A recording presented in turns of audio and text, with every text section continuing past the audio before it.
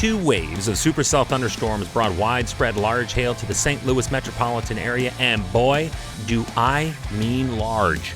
Hi, I'm Chris May, host of This Day in Weather History, a podcast from the Weather Network in Canada. During the afternoon and evening hours of April 28, 2012, widespread hail damage to vehicles, houses, and businesses was reported in and around the St. Louis metro. This Day in Weather History.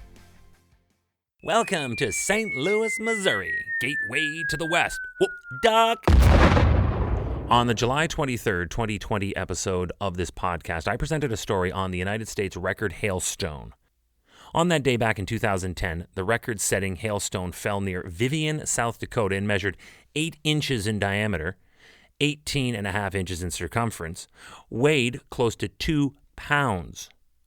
This hailstone broke the previous United States record for diameter and weight, and I've covered all those stories on this podcast as well. And if you missed any of those dates, feel free to go back and listen to them after this one.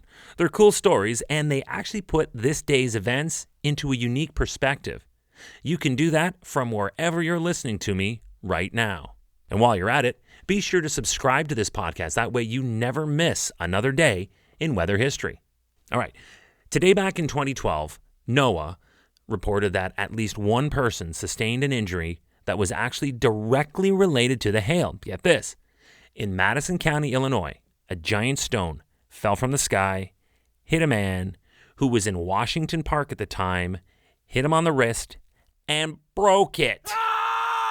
Large swaths of golf ball to baseball-sized hail were highlighted in storm reports that were gathered during and after the event. Elsewhere, about 100 people were injured and one person sadly was killed when a tent collapsed on a crowd that was gathered outside Busch Stadium after a Cardinals game at a nearby sports bar. Remember that This Day in Weather History can be enjoyed a number of ways. Right now, you are listening to the full version of today's story on your favorite podcast provider, but there is also the daily podcast video short. They are shot right here in my podcast recording studio, so you get that perspective, and oftentimes they will include visuals from that day's event from when it happened in weather history. So after listening to the full story, go check out the podcast video short on television or online anytime at theweathernetwork.com/weather history. So what happened? I mentioned earlier this happened in 2 waves.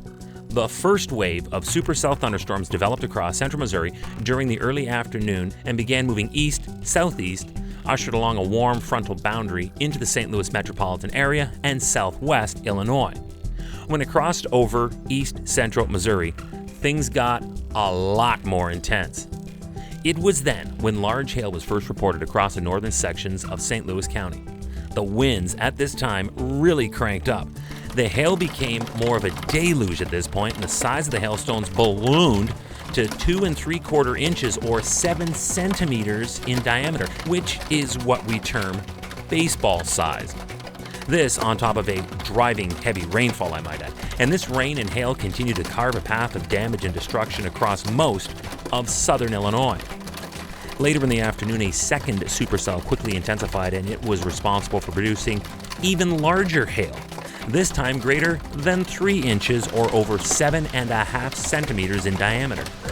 A new cell quickly developed across southwest St. Charles, Missouri, rapidly intensifying as it moved east.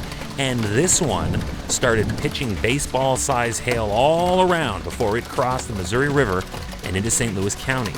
This cell would become the most prolific hail producer of the day, with a large swath of St. Louis County and St. Louis City under attack for close to a solid 10 minutes by hail, golf ball-sized to baseball-sized.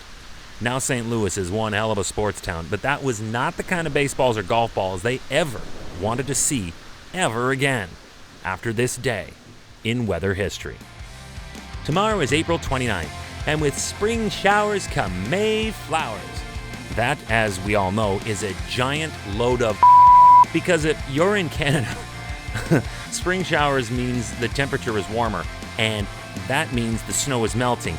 And if it is too much too soon, we have life-changing flooding events, like what happened in Quebec in 2019. Remember that one? It's tomorrow, right here on This Day in Weather History, with me, your host, Chris May.